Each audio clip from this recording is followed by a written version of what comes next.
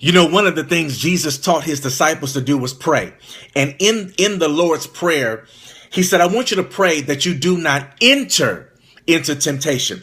The word temptation, it means a solicitation. It means a seduction or an invitation to sin or to miss the mark.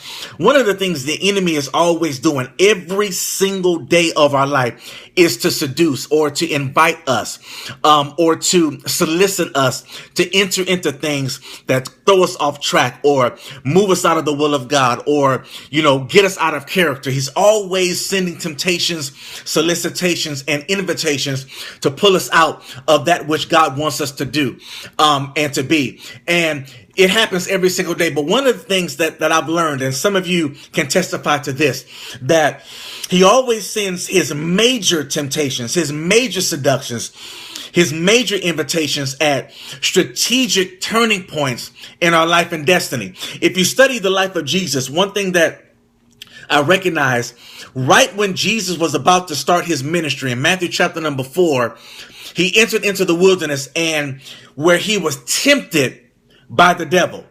And then in Matthew 16, right when Jesus was transitioning into the season where he was preparing for the cross, which was a transition or the next level of his purpose, Satan used Peter to say, Jesus, you're not going to go to the cross. You're not going to die.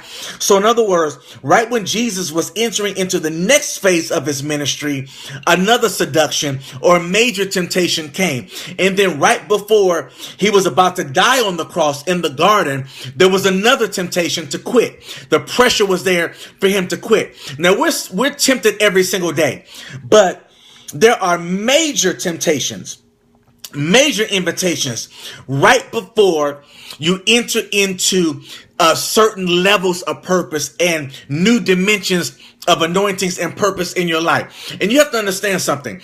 Satan does not tempt us where we're strong. He tempts us where we're vulnerable. He tempts us or he sends invitations where we're weak. See, it's just like in sports. You have to understand, Satan studies us. He knows you and I very, very well.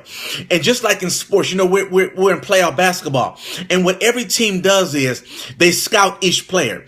And so if they scout you and they know that you have a weak jump shot, what they're going to do is they're going to back up off of you and they're going to invite you to shoot a jumper. Why? Because they know you're weak in shooting jump shots.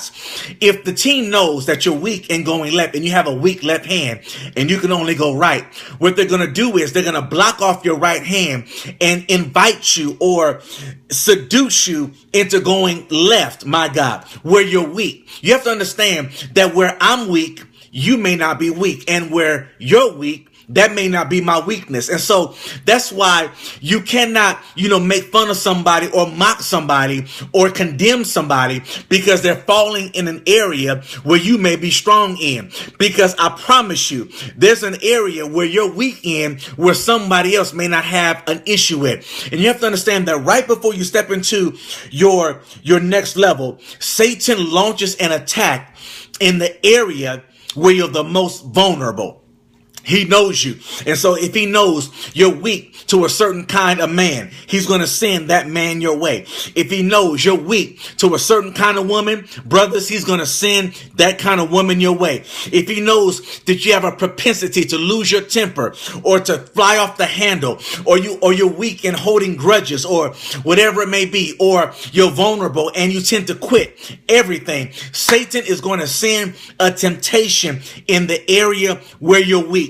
And he sends pressure and he sends strong urges for you to enter into that temptation. Please understand, if you're in a place right now, or if you've ever been in a place where you are feeling this overwhelming urge to give in to something, to overwhelming urge to be angry, or overwhelming urge to enter into an area where you're weak, that is a sign that you're at the point of breakthrough.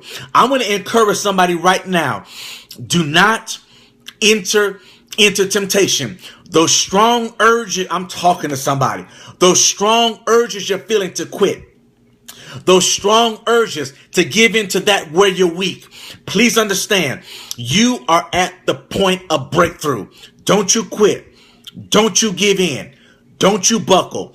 Don't you let the enemy break you. You are right at the point of breakthrough. I'm going to pray for you right now that you do not enter into temptation. It's your season.